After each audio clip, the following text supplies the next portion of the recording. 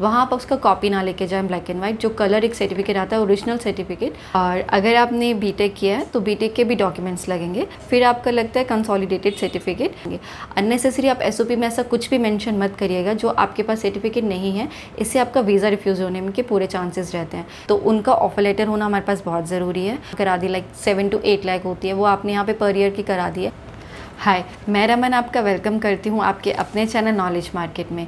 तो जैसे कि मैंने अपनी लास्ट वीडियो यूके वीज़ा के बारे में बताई थी कि उसमें हमें क्या क्या डॉक्यूमेंट्स कैरी करने चाहिए, क्या प्रोसेसिंग टाइम है, वैसे ही हमें कुछ कमेंट्स या मैसेजेस भी आ रहे थे कि हमें कनाडा वीज़ा के बारे में बताइए। तो इसीलिए आज मैं एक स्टडी वीज़ा के ऊपर बात कर रही हूँ।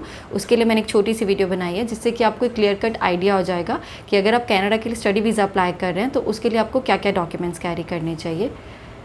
वीडियो स्टार्ट करने से पहले मैं एक चीज़ और बता दूं, जिसने हमारे चैनल को सब्सक्राइब नहीं किया है तो प्लीज़ हमारे चैनल को सब्सक्राइब कर दीजिए ताकि आपको ऐसी ही वीडियो लगातार देखने को मिल सके। तो सबसे पहले तो मैं बता देती हूँ आपको एजुकेशनल डॉक्यूमेंट्स कि हमें क्या क्या एजुकेशनल डॉक्यूमेंट्स में क्या करने चाहिए।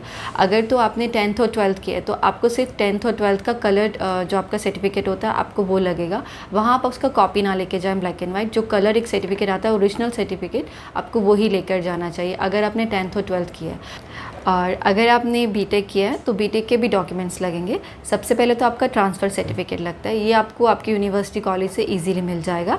उसके बाद आपका लगता है कोर्स कंप्लीटेड सर्टिफिकेट, ये भी आपको आपकी यूनिवर्सिटी से मिल जाएगा।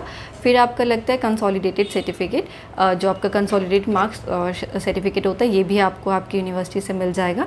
देन आपको लगता है प्रोविजनल सर्टिफिकेट, ये भी आपको मिल जाएगा, इसका भी ये भी कंपलसरी होता है। फिर आपका लगता है एक माइग्रेशन सर्टिफिकेट होता है। देन आपका लगता है ट्रांसक्रिप्ट सर्टिफिकेट, ये आपका जो कंसोलिडेटेड मार्क्स सर्टिफिकेट होता है सेम वैसा ही होता है, बट ये दोनों भी कंपलसरी है। फिर आता है हमारे पास डिग्री सर्टिफिकेट। अगर आपके पास डिग्री नहीं है तो आप थोड़ा अवॉइड कर सकते हैं, बट जितने डॉक्यूमेंट्स मैंने आपको बताए हैं वो सब कैरी करने ही चाहिए। अगर डिग्री वाला भी होगा तो और अच्छा होगा, वो भी आप कैरी कर सकते हैं। तो अब हम बात करते हैं आपके उन सर्टिफिकेट्स के बारे में, या जैसे आपने कभी गेम में पार्ट लिया हो, या आपको आपकी स्टडी के लिए मेडल मिला हो, या आपको किसी भी चीज़ का अगर आपने आपका कॉलेज में कुछ गेम वगैरह हो आपको वहाँ पे कोई सर्टिफिकेट या मेडल मिला हो, उन सब चीज़ों सर्टिफिकेट की। बट अगर आपने एसओपी में ये सारी चीज़ें मेंशन की है कि आपने किसी गेम में पार्ट लिया या आपको स्टडी के लिए कोई मेडल या सर्टिफिकेट मिला है तो आपको इन सब के सर्टिफिकेट ओरिजिनल रखने ज़रूरी हैं, वो भी कलर में। आप यहाँ इनकी कॉपी नहीं लगा सकते। एक बात का ध्यान रखिए, अगर एसओपी में आप कुछ भी मेंशन करते हैं तो आपको उन सब चीज़ों के डॉक्यूमेंट्स रखने पड़ेंगे, सब चीज़ों के सर्टिफिकेट रखने पड़ेंगे।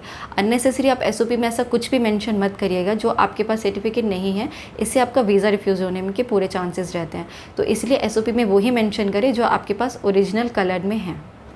अब हम बात करते हैं उसके बाद हमें क्या चाहिए। जैसे कि आपने कनाडा में किसी भी यूनिवर्सिटी या कॉलेज में एडमिशन लिया होता है तो वहाँ से हमें एक ऑफ़र लेटर मिलता है, वो ऑफ़र लेटर भी आपके पास ज़रूरी होना चाहिए, क्योंकि जितना भी ये प्रोसेसिंग जो भी चीज़ें होती है एक ऑफ़र लेटर के बाद ही चीज़ें लगती हैं।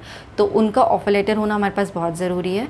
सेकेंड कि हमारे पास पासपोर्ट जो होता है उसका फ्रंट और बैक का जो ब्लैक एंड वाइट कॉपी होगा वो हमारे पास होना बहुत ज़रूरी है, क्योंकि ये दोनों चीज़ें ही मेन होती हैं, ये भी होना ज़रूरी है। देन हमें चाहिए आइल्स का स्कोर कार्ड।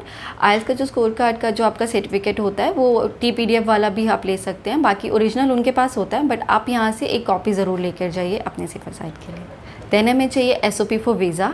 उसके बाद हमें चाहिए हमारा रिज्यूमे, जो कि बहुत मेन है। आप रिज्यूमे में अपनी जो भी आपकी कॉलेज में एक्टिविटी, स्कूल में एक्टिविटी, या जो भी आपने अदर सोशल साइट्स पर अपनी जो भी एक्टिविटी करी है अब वो सारी एक्टिविटी उसमें डाल सकते हैं। आपके पास जो भी आपके सर्टिफिकेट हैं या आपने कहीं पे कोई मेडल है या कुछ भी है आप सब उसमें मेंशन करें, क्योंकि वहाँ आपको रिज्यूमे का जो भी इसमें मेंशन करते हैं आपको कहीं ना कहीं वो प्रूव करना पड़ जाएगा। इसीलिए आप वही चीज़ें उसमें लिखें जो आपने एक्चुअल में करी हैं और आपके पास वो सारे सर्टिफिकेट्स हैं।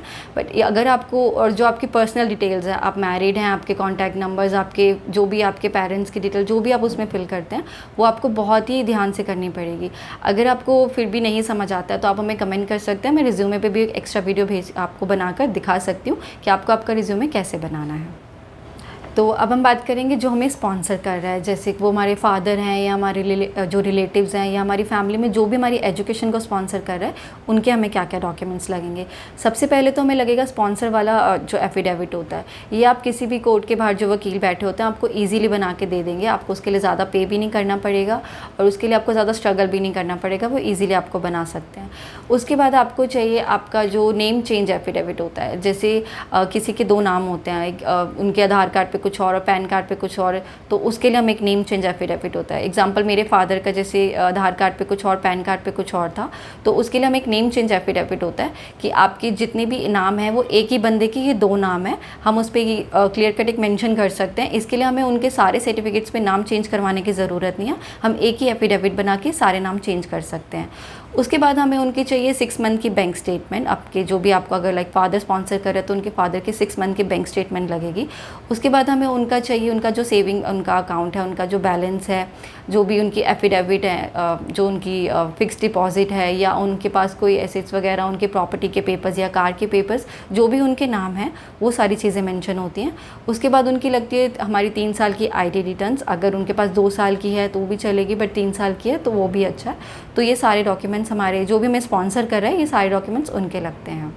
और जो सबसे मेन चीज़ है वो है आपकी फ़ीस। अगर आप जैसे यहाँ से स्टडी के लिए जा रहे हैं, आपने वहाँ पे 2 या 3 साल की स्टडी है, आपने 1 साल की फ़ीस तो यहाँ से जमा करा दी, लाइक 7 to 8 लाख होती है, वो आपने यहाँ पे पर ईयर की करा दी है। बट अगर आपकी वहाँ पे स्टडी 2 या 3 ईयर्स की है तो उसके लिए जितनी फ़ीस उस टाइम में जमा होनी चाहिए वो पहले से ऑलरेडी आपके अकाउंट में होनी ही चाहिए, ताकि इससे ये होता है कि आप वहाँ स्टडी के लिए जा रहे हो तो आपके पास इतना पैसा पहले से ही है, ताकि आप वहाँ पर जाकर अपनी सारी फ़ीस जमा करा सके। तो वो पैसा आपको शो करना ही पड़ेगा आपके अकाउंट में।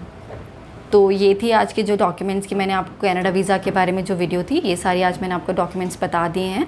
अगर आपको फिर भी डॉक्यूमेंट्स कहीं समझ ना आया तो वीडियो के एंड में आपको मतलब ऑर्डर में सारे डॉक्यूमेंट्स आपको दिख जाएंगे कि आपको क्या क्या डॉक्यूमेंट्स चाहिए थे, एजुकेशन के लिए क्या बताए थे या स्पॉन्सर वालों के लिए क्या बताए थे, या आपके जो गेम्स वगैरह के लिए, रिज्यूमे के लिए जो भी डॉक्यूमेंट्स मैंने बताए थे वो सारे ऑर्डर में आपको वहाँ पर दिख जाएंगे। एक चीज़ और, अगर आप जैसे आप जा रहे हो, अगर आपको कोई स्पॉन्सर आपकी एजुकेशन को स्पॉन्सर नहीं कर सकता, या कोई इतना आपके पेरेंट्स में नहीं कर सकते, फैमिली में भी कोई नहीं कर सकता, तो उसके लिए आपको सबसे मेन जो है वो आपको चाहिए एजुकेशन लोन। और वो एजुकेशन लोन आपको कैसे मिलेगा, कहाँ से, कैसे, आपको उसके लिए क्या चीज़ें चाहिए, उसके लिए मैं एक एक्स्ट्रा वीडियो बना दूँगी। क्योंकि जो वहाँ पे अगर हम स्टडी के लिए जा रहे हैं, हमें 18 से 20 लाख हमारा खर्चा होता है और इतना कोई नहीं कर सकता। तो इसके लिए अगर जो बच्चे इसके लिए थोड़ी चिंतित रहते हैं कि हम कैसे करें या हमें इतना पैसा नहीं है, तो उनको एजुकेशन लोन कैसे लेना है उसके लिए मैं एक वीडियो बना दूँगी, ताकि वो उसको देख के उनको एक थोड़ा सा आइडिया हो जाए कि उसके लिए उनको क्या क्या करना पड़ेगा उस लोन के लिए। तो ऐसी और वीडियोस देखने के लिए, और या आपको इस वीडियो की रिगार्डिंग कोई भी इंक्वायरी हो तो प्लीज़ आप मुझे कमेंट कर सकते हैं या मुझे मेल कर सकते हैं।